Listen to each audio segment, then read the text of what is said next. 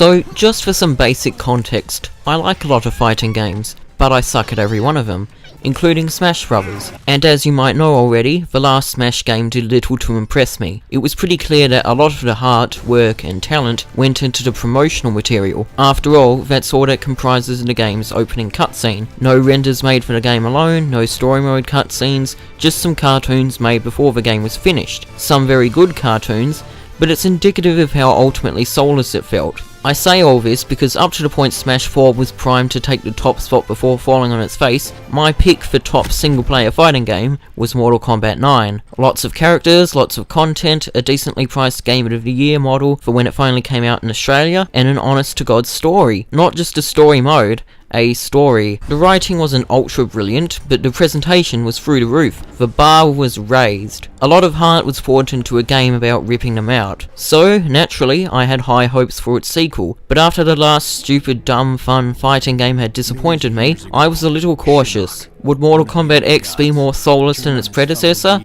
Well, no, Shang Tsung isn't in this one. I'll start about with how this is arguably worse than its predecessor on a content level, because while I'm certainly not disappointed, it's a measure less than 9. There are less characters, which isn't so bad on its own because in general the designs are great, and because people like Sector and Cyrax are gone, the gulf between each character in terms of playstyle is bigger than it's ever been. But what makes it stand out is that during the story, you'll fight characters that were playable in MK9, but not here, as well as one character who will be playable as DLC. I understand DLC is usually started while the game is going through cert and not just as soon as it goes gold, but they had to have planned for this, so I just have to wonder if they're really expecting not to get a few side glances. Besides, it sucks that Baraka didn't make it back. The single player content outside of the story mode is based around sets of arcade ladders with changing stipulations, the full breadth of which can be found in Test Your Luck. In itself, this is fine, but do you know what this means? The challenge tower is gone. No set gimmicks or tests of the game's mechanics on a really specific level, now everything's just randomized. It's a damn shame because the random gimmicks on Test Your Luck are really awesome. It can occasionally be more chaotic than an 8-player round of Smash. I guess my only other lingering concern is that it takes too damn long to unlock everything in the crypt. A full playthrough of story mode isn't enough for even a third of them. The game really wants you to either take part in the consistent online faction war, or pay a further $30 to unlock everything. Exploring the crypt itself is mildly entertaining. I enjoyed the hour or so it took to unlock every area. Otherwise, most aspects of the game are things I like, but I'm not really qualified to talk about why, or I can't quantify them. The graphics are great, but maybe only on a technical level because art design has never been MK's strong suit. And maybe switching from 60 frames per second to 30 every time there's an X-ray attack is too jarring to justify the spectacle. Holy shit, the fatalities are the best in the series though. The fighting is really good. It seems like it's based around juggling and combos,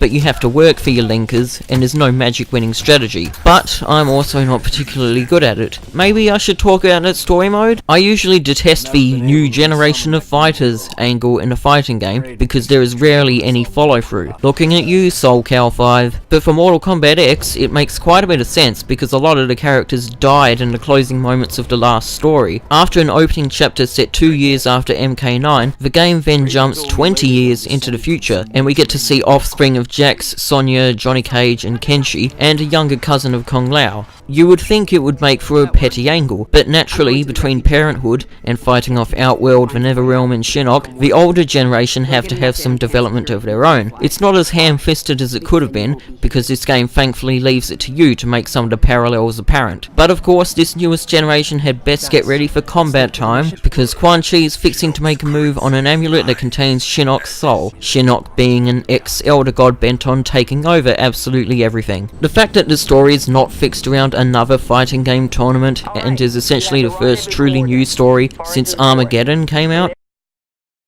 is what would give this story mode the edge. Because this story has several things going on at once, with different parties acting on different motives, you're switching between characters when it's most relevant, and not just when it's most convenient. This also means you get far fewer filler fights, and some of them even carry a lot of weight. Of course you have your fight between Scorpion and Sub-Zero, but if you remember what happened to Liu Kang at the end of the last game, seeing him fight Raiden is just awesome. The only character who really gets the short end of the stick is Takeda, who has one fight with his estranged dad, and then a bunch of of useless ones against Kotal Khan's cronies. Speaking of Kotal Khan though, it's nice to see a leader of Outworld that isn't just bent on world domination. While he clearly enjoys the power, he's not just a dumb, power-hungry villain. He takes control from Mileena because Outworld is on the losing end of a battle with the Netherrealm, and they need some sort of peace with Earth if they don't want to get pimp-slapped. And he only turns his back on these accords when he has an obvious upper hand and bargaining chip. It's not super nuanced, but it's not all laid bare either. There's a good sense of pacing and build-up throughout. Every event mentioned has a payoff at some point,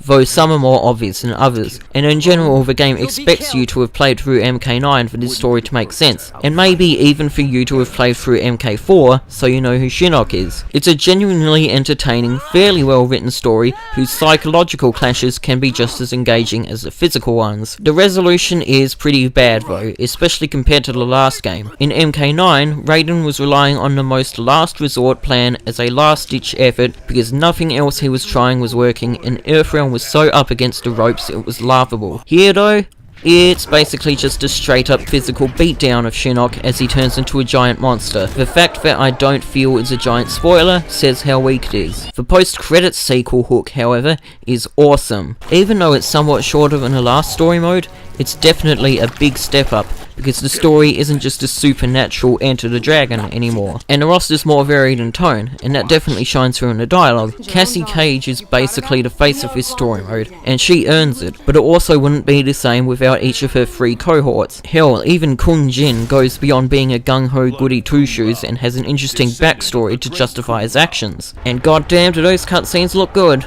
Work was put into them. Thought was put into the story. We have one of gaming's strongest and few queer people of colour in the franchise, which is basically responsible for the ESRB's existence. Mortal Kombat used to be regarded as an awful and overrated series with way too many games in its lineup, but it's seemingly only improved with age. It kind of personally sucks I can't talk about the game more because I'm not especially good at fighters at all, but let it be known that I like it a lot. It's a little worse than MK9, but still very, very good. It justifies the money I put into it, which means a lot because I'm currently saving for a new computer, so I can explain that Gone Home snub at the end of my Metro review.